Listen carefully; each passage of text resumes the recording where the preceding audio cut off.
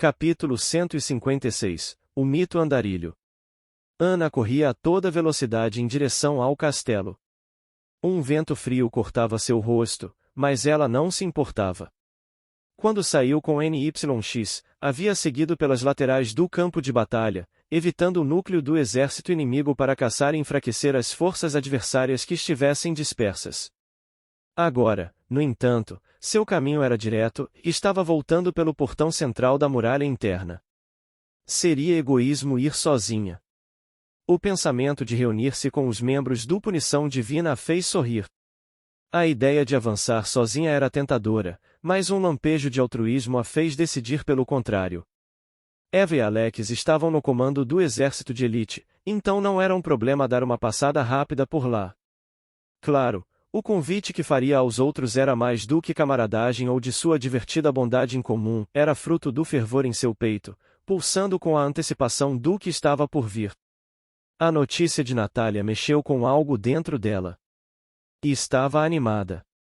Não conseguia conter o canto que se formava, e sua voz, embora suave, carregava a melodia de uma ironia peculiar, ecoando suavemente no silêncio que precedia a tormenta. Talvez eu morra hoje. Nota musical, entoou despreocupadamente, deixando as palavras flutuarem por aí. A possibilidade, no entanto, não a incomodava. Pelo contrário, dava um sabor único à sua corrida. Ana sabia que havia se fortalecido. Seus treinos, suas reservas de energia, tudo acumulado para este momento. Mas, no fundo, uma sombra de incerteza permanecia. Estava indo ao encontro de uma oponente que não conseguiu medir adequadamente no passado, era um salto no desconhecido. A mulher era um nome que dançava entre o mito e a realidade, uma sombra projetada por luzes que ninguém parecia conseguir alcançar.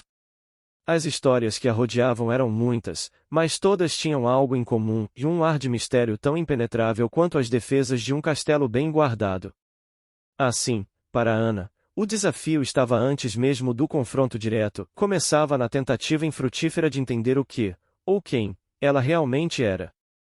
Sabia, após muitas buscas, que ela viajava pelo mundo inteiro, como um vento invisível que passava por territórios em guerra e cidades em paz, sempre deixando um rastro de rumores e silêncio. Não importava onde fosse vista, ela nunca ficava por muito tempo.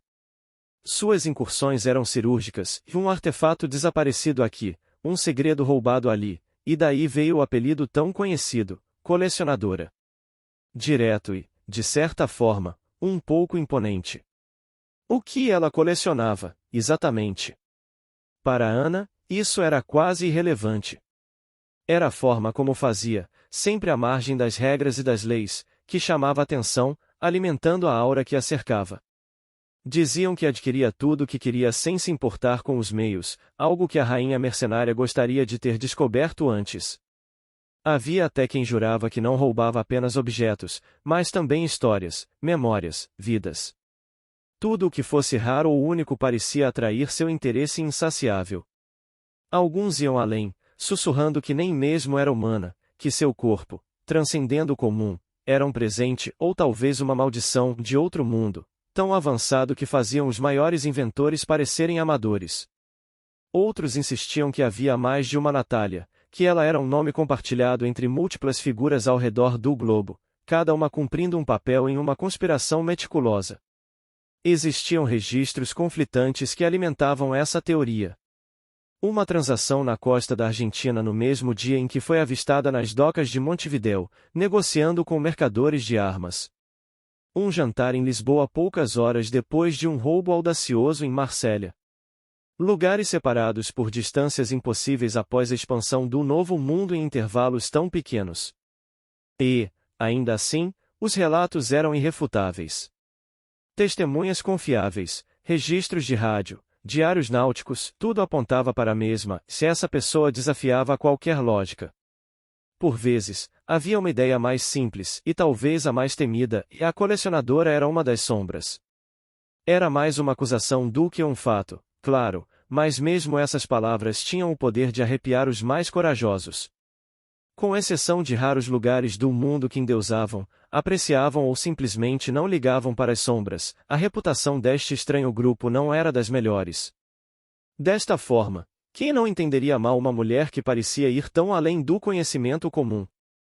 Um pouco mais abaixo da superfície, circulavam também suas histórias de Aurora. A colecionadora havia sido uma das pioneiras do mundo mercenário, deixando uma marca inegável em apenas 10 anos. Era como se ela tivesse nascido para aquilo, uma predadora natural em um mundo cheio de caçadores sintéticos, um mito vivo. Simplesmente ninguém podia ignorar a influência que exercia. No entanto, até isso estava envolto em camadas e mais camadas de segredos. Bem, independente de tudo, é uma luta que tem que acontecer, murmurou a rainha, em uma frase carregada de intenção. Não era uma conversa, nem uma reflexão, apenas palavras soltas no ar. Não se importava de falar sozinha, era algo que fazia parte de quem ela era, uma característica que, diga-se de passagem, aprendeu a gostar ao longo do tempo. Ela queria tanto minha faca. Tenho certeza que vai adorar ter o pedido atendido quando essa belezinha perfurar aquele rabo brilhante dela. Riu baixinho, mais para si do que para qualquer outra pessoa. Porém, seu riso se perdeu após poucos passos, sendo engolido pelos sons de batalha que começavam a surgir à frente. Ana parou por um momento, ouvindo com atenção. Sabia quem estava lutando nesta área. Escudos de Petalas, a guilda de Jasmim. Eram uma força peculiar. Não tinham a ferocidade desenfreada de outras guildas ou o estilo caótico que muitas vezes confundia o inimigo. Não. Eles eram metódicos, disciplinados. Carregavam grandes escudos e utilizavam formações que pareciam mais um ritual do que uma estratégia militar.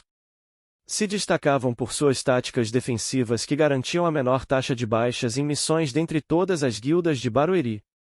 Mesmo em uma guerra, eles se moviam como uma unidade única, atacando e recuando com uma sincronia que parecia coreografada. O caos que dominava as outras frentes pela cidade não estava presente aqui. Era quase silencioso. De forma semelhante, os mascarados de insídia, de adultos a crianças, os encaravam sem hesitação.